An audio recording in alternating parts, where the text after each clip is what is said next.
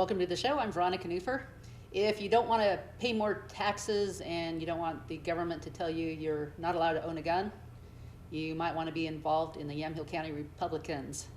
David Samuel Hill is my guest today, and he's the chairman of the Yamhill County Republicans, and he's going to talk about an overview of what's happening here locally and statewide, and if we have time, we'll get to nationwide too. So thank you, David. Thank you. So you're the new chairman. It's a big task, so you just got voted in. Yes. So where are things at? What's the direction that you want to take the party? Well, number one, I want to grow the party, and number two, I want to get more Republicans elected. So that's the basics of it. Okay. Good Republicans, hopefully. Yes. Yeah. So, which is really nice about being involved in the party, because in Yamhill County, the people that we elect tend to be solid conservative. Yes, they do. So, and that's because people are involved and people care. Yes. So, where are you going with the party now? That's your goals and ambitions. But what's the steps? What are you doing to get there? How's your first meeting or a couple meetings gone? Well, our first meeting was an executive meeting. It went real well. We're working on communications and a couple of other things. Communications is going to be big because that's going to draw more people to our party. Communications, how? Electronic communications to start out with, email, some Facebook. We're going to try and break into Twitter. That way we can reach a broader base. Mm-hmm. Okay. Yep. Yeah, that's good. It's definitely helped the president keep in touch with the average person, so he doesn't have to try to go through the media. And, here too, even in our conservative county, the newspapers are definitely liberal leaning, and they don't help keep us, homegrown, basic conservative values. We have to get there take a different approach than through them usually. Yes. So, okay. Well, you want to talk about when you have the meetings? Meetings are third Tuesday every month at 7 o'clock. I'll have to get you the rest of the information on that. The location switched. It used to be at the community center in McMinnville? Yes. And it's not going to be there anymore? It's not going to be there anymore. We found a venue that's lower price point, so we're going to take advantage of that. Oh, great. Yep. Okay. Well, you can always contact me on Facebook. Absolutely. If you want to know the location, and I'll get that for you. So, all right. One of the things that happened here locally is we had elections over school board meetings, or school board members. Mm-hmm. So obviously different cities are doing different things, but what I want to know is we hear about thinking locally and the importance of thinking locally, for the bigger, national issue. What should we be looking for when we vote for a school board member, and what's the difference between more of a conservative-minded member versus a liberal-minded member? Conservative individual is going to, number one, they're going to look at responsible spending. I think that's going to be huge. We just heard that the Beaverton School District was something like $10 million over budget. Wow. That's huge. Wow. So getting conservatives in there with strong financial priorities, I think that would be number one. We cannot operate schools over budget. It doesn't work out. And then the second part of the equation is getting the kids good schooling. It's my perception that we've had a lot of agendas being pushed in school. We need to keep it simple. We need to keep it appropriate. There seems to be a lot of political rhetoric in school, and it needs to be more about learning. Mm-hmm. So ABCs, 1, 2, 3s, and progress up into reading. Reading, writing, and arithmetic. Yeah, the basics, and then build on from that. It seems like sex ed education now, there's an agenda. And a lot of people would even argue that sex education doesn't need to be taught because that's up to the parent. I think to some degree, you know, that's fine, but they've way gone over that. History has been rewritten, or, you know, we know, especially in our nation, you know, we're a Judeo-Christian nation, and you hear that much, see that much about Jesus, and then Muhammad is talked about like he's the prophet Muhammad, and most of us would even argue that if he was a prophet, I certainly would. Well, if you're going to teach, And then the Constitution. yeah, if you're going to go over the religions, it needs to be done in a respectful way where they take a look at all the religions, which I think would be incredibly difficult because there's a lot of different people out there. We know the major ones: the Christian, the Muslim, the Hindus. There's a bunch out there, but something that we should be looking at instead of learning everybody's religion is we should be focusing on on respecting one another and what religious freedoms is. Why do we have religious freedoms here in this country? I think that would be a more appropriate topic. Yeah. And of course, respecting each other. Yeah. I think that's huge. Yeah. Yeah. Well, as I'm saying this, you know, treat others the way you want to be treated. You know, that's the golden rule, and that's in the Bible. But that's, you know, we don't have to talk about, you know, homosexuality or, you know, just if people treat each other the way they wanted to be treated, it's equal. And you know, the whole thing with history too. I don't know. Have you heard this? Because this was new history. I wasn't taught this in school. That it was the slave trade happened because there was a market starting with the Muslims in Africa that they sold the slaves to people in throughout the world. Yeah. You know, a really bad thing. So the Muslims and other Africans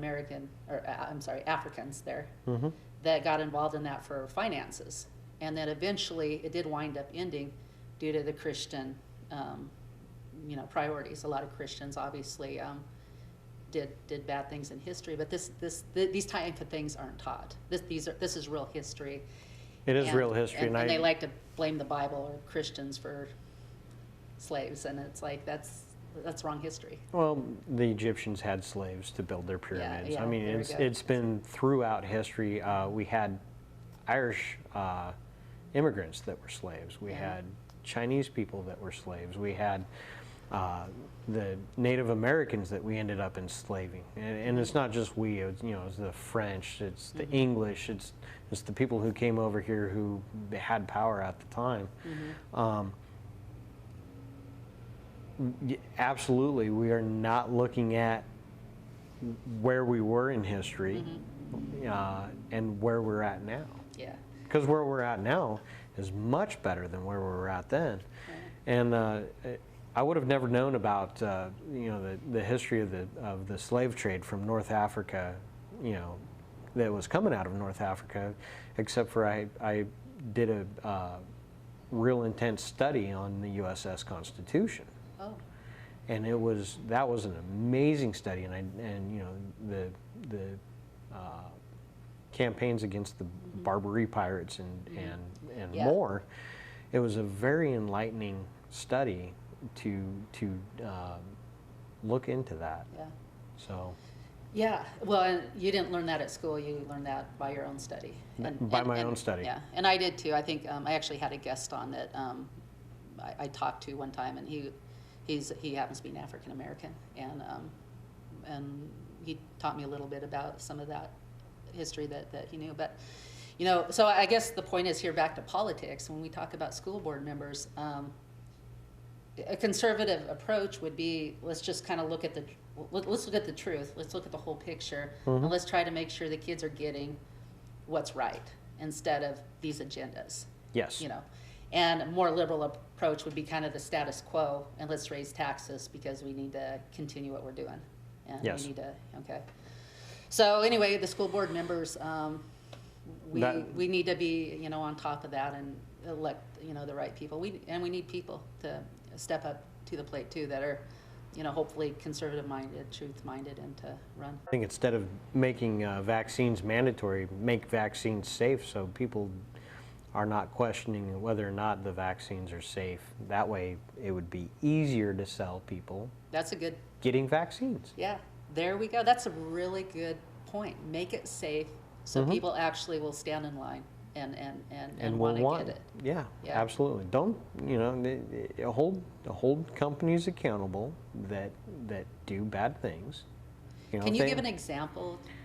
I haven't researched far enough into it, but it does seem like that there was enough internet traffic about vaccines and mercury content in vaccines. But I do not know any facts on this.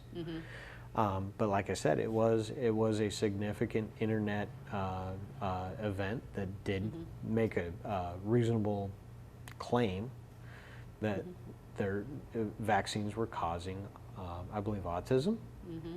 And that's a huge concern. Yeah. So why would you want to, you know, if you're going to vaccinate somebody and they're going to end up with an impairment from that, you don't want to do that.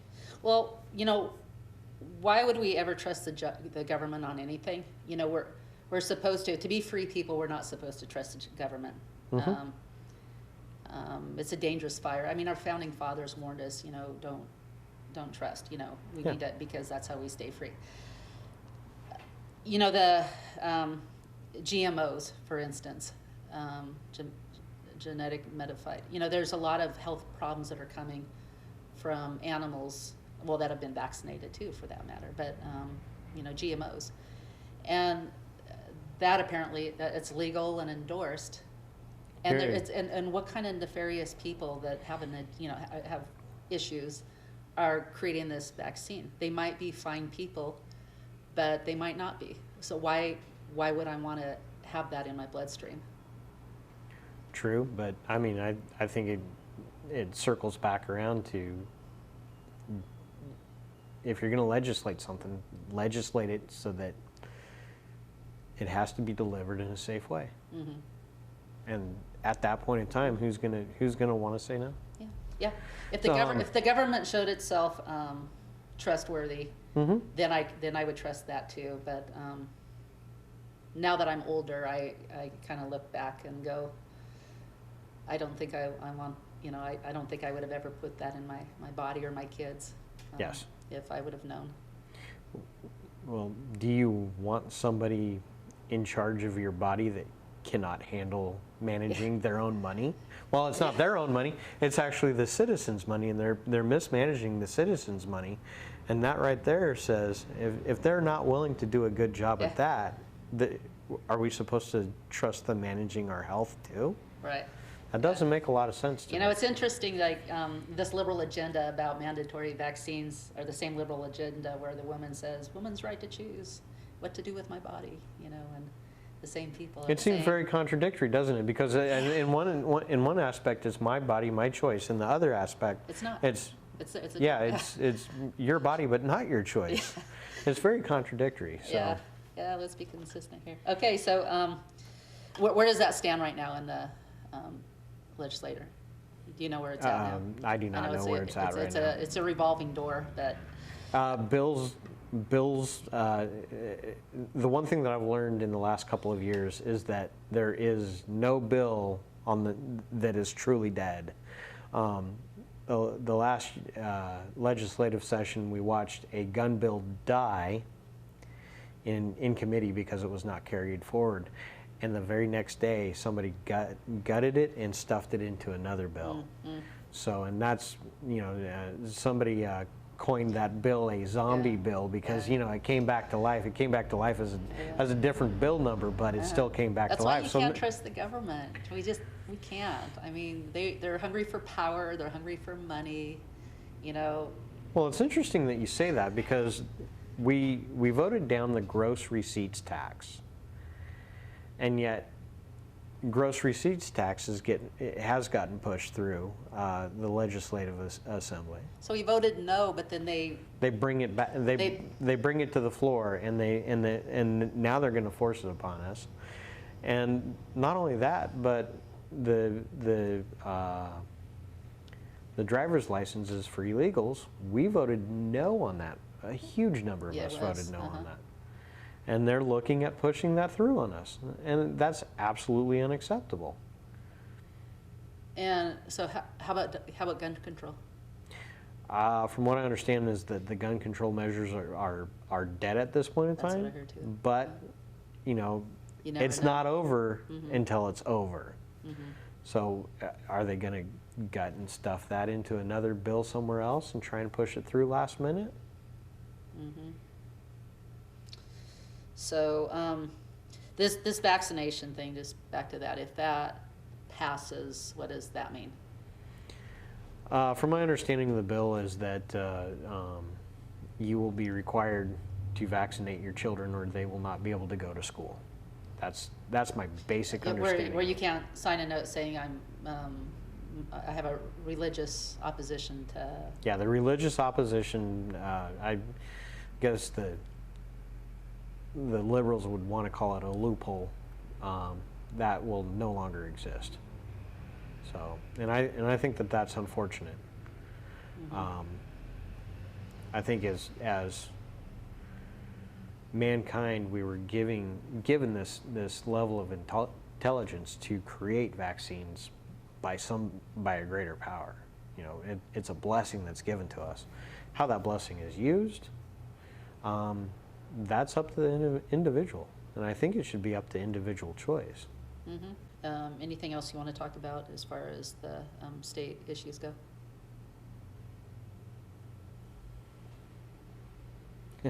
Where to start? Yeah, I'm just fed up with all the taxes. It's just it seems unreasonable that every time we turn around there seems to be a new tax. Last legislative session they wanted a $1,000 old car tax. I don't know. Just every time we turn around, there's something about a new tax or a new way to get money out of us by fees, and it's not right. They need to you know, if the citizens have to balance their budget, so should the government. And the government shouldn't look at getting more money until they've looked at how to reduce spending first. Yeah. It's the responsible thing to do, and they're not being responsible. Yeah. You know, and the same thing, if the media doesn't hold them accountable, people are just keep voting the Democrats in because, you know, I mean, pick a topic, you know, abortion or, you know, something, and, you know, people don't realize how they're just being taken advantage of. And now that we have the supermajority, the Democrats are really going against what Oregonians value. And I don't think that they'll be held accountable because the media probably won't hold them accountable. Liberal agendas to have these sanctuary cities and this inclusive area. It's well intended, but if you open up your city to the homeless, unfortunately, some of that draws in some criminality. What's your plan to deal with the criminality? Yeah, drug use. What's your plan to deal with the drugs? What's your plan to deal with homeless camps? How many times have homeless camps caught on fire in Portland in this last year? Yeah. I mean, and that's a serious safety hazard. And while they're pushing these agendas, they're not looking at the human side of this, that these people carry a higher risk. They don't intend to, but they do. And if they're going to open the doors to this, you know, by promoting being an inclusive city or a sanctuary city, if they're going to open the doors to this, they need to realize that it's going to have very real consequences. Crime goes up, harassment goes up. There are massive sanitary issues that go along with this, and if they're not going to address that, then they're failing us as our government. Yeah, we're about out of time, but you know, I have met and I'm not sure where you're at on that, but so many homeless people that basically a lot of their issues, their issues started in childhood. Yes. And you know, we're talking, and my mom was a single parent home, and that's why I know. That's why I know, because I was around it. You know, it starts with a mom and dad in the home, and this whole agenda that really caters to separating the parents, you know, to begin with, and not promoting, you know, how to, you know, try to work on how to get along and things like that. I mean, but it just single or men that are in prison because they didn't have dads in the home. You know, a huge, you know, population. It's just everything is so it's so sad. And then even promoting the homosexual agenda in marriage. That's gonna. I've already seen, you know, young adults destroyed by their parents making that decision. It's and it's just gonna keep creating more and more homelessness and more drug use and more prison sentences, and it's sad. We have and I can speak from personal experience. I've seen it because I was around it. We have to find a way to break that cycle, and while lifting people up, and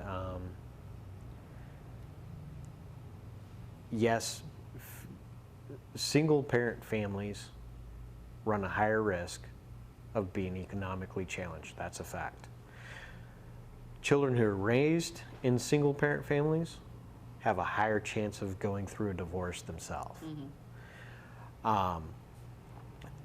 If you grow up in poverty, you are more likely to end up in poverty as an adult.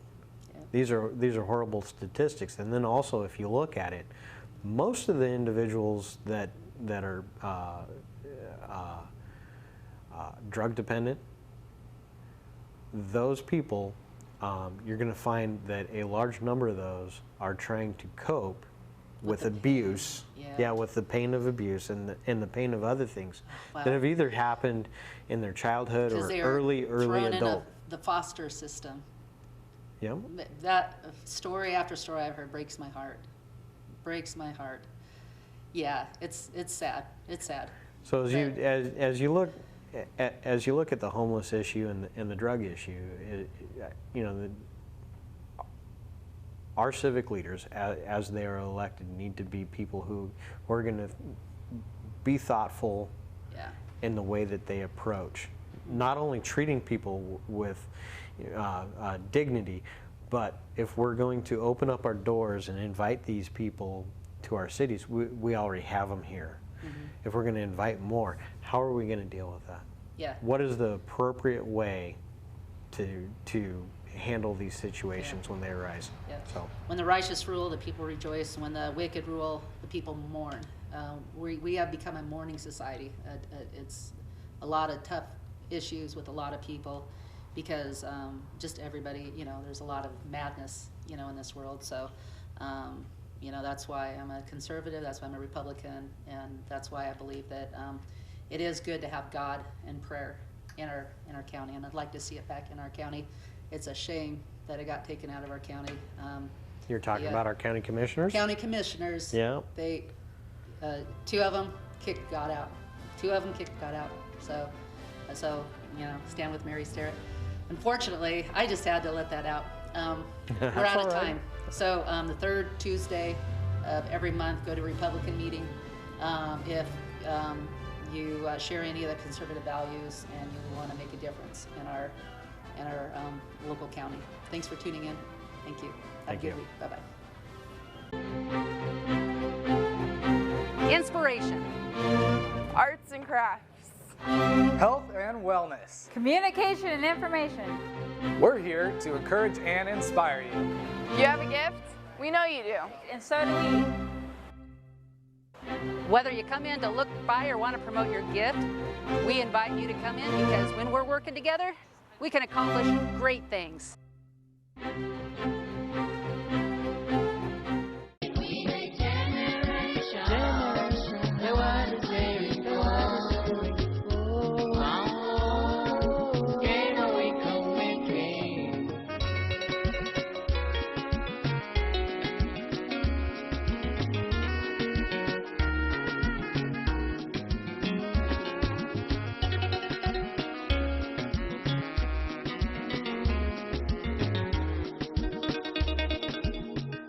If a child goes 12 to 16 years to school in your town, how's he going to view the world? Probably as an evolutionist.